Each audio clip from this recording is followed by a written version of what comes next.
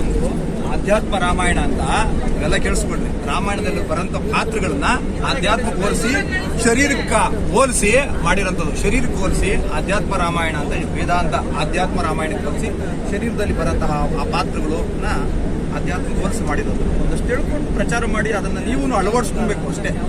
ಅಳವಡಿಸ್ಕೊಂಡು ರೂಢಿಸ್ಕೊಂಡ್ರೆ ನೀವು ಧನ್ಯರಾದ್ರೆ ಸಾಕು, ಮುಕ್ತರಾದ್ರೆ ಏನು ಬೇಕಾಗಿಲ್ಲ. ದಶೇಂದ್ರಿಯಗಳೆಂಬ ದಶರಥನಿಗೆ 10 ಇಂದ್ರಿಯಗಳು ತೆಗೆದು ರಥ, ಶರೀರನೇ ಒಂದು ರಥ.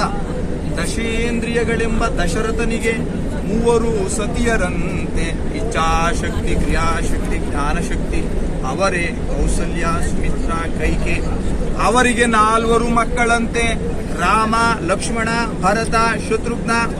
ಮನಸ್ಸು, ಬುದ್ಧಿ, ಚಿತ್ತ, ಅಹಂಕಾರ, ಆತ್ಮನೆಂಬ ರಾಮಚಂದ್ರ ಆನಂದವೆಂಬ ಸೀತೆಯನ್ನು ಕಳೆದುಕೊಂಡು ವಿಷಯನೆಂಬ ಕಾಡಿನಲ್ಲಿ ಅಲಿಯುತ್ತಾ ಸುಜ್ಞಾನವೆಂಬ ಸುಗ್ರೀವನ ಸ್ನೇಹಗೈದು ನಿಧಿಧ್ಯಾಸವೆಂಬ ಹನುಮಂತನನ್ನು ಆನಂದವೆಂಬ ಸೀತೆಯನ್ನು ಹುಡುಕಲು ಕಳುಹಿಸಿದ.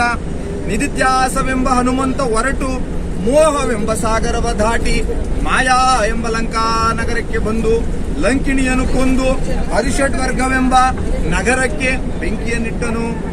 ಆನಂದವೆಂಬ ಸೀತೆಯನ್ನು ಕಂಡನು. ಆತ್ಮನೆಂಬ ರಾಮಚಂದ್ರ ಮನಸ್ಸೆಂಬ ಲಕ್ಷ್ಮಣನೊಡನೆ ಒಡಗೂಡಿ ಭಕ್ತಿ, ಜ್ಞಾನ, ವೈರಾಗ್ಯಗಳೆಂಬ ಕಪಿಸೇನೆಯೊಡನೆ ಹೊರಟು ಮೋಹವೆಂಬ ಸಾಗರವ ದಾಟಿ ಮಾಯಾ ಎಂಬ ಲಂಕಾ ನಗರಕ್ಕೆ ಬಂದು ಇಚ್ಛೆ ಎಂಬ ಇಂದ್ರಜಿತನನ್ನು ಕೊಂದು ರಜೋಗುಣವೆಂಬ ರಾವಣನನ್ನು ಕೊಂದು ತಮೋಗುಣವೆಂಬ ಕುಂಭಕರ್ಣನನ್ನು ಸಂಹರಿಸಿ ಸತ್ವಗುಣವೆಂಬ ವಿಭೀಷಣನಿಗೆ ಪಟ್ಟವ ಕಟ್ಟಿದ.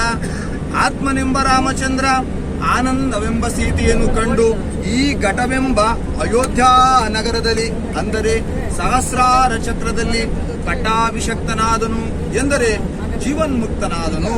ಇದು ರಾಮಾಯಣಕ್ಕೆ ರಹಸ್ಯ. ಹರಿ ಓಂ ತತ್ಸತ್.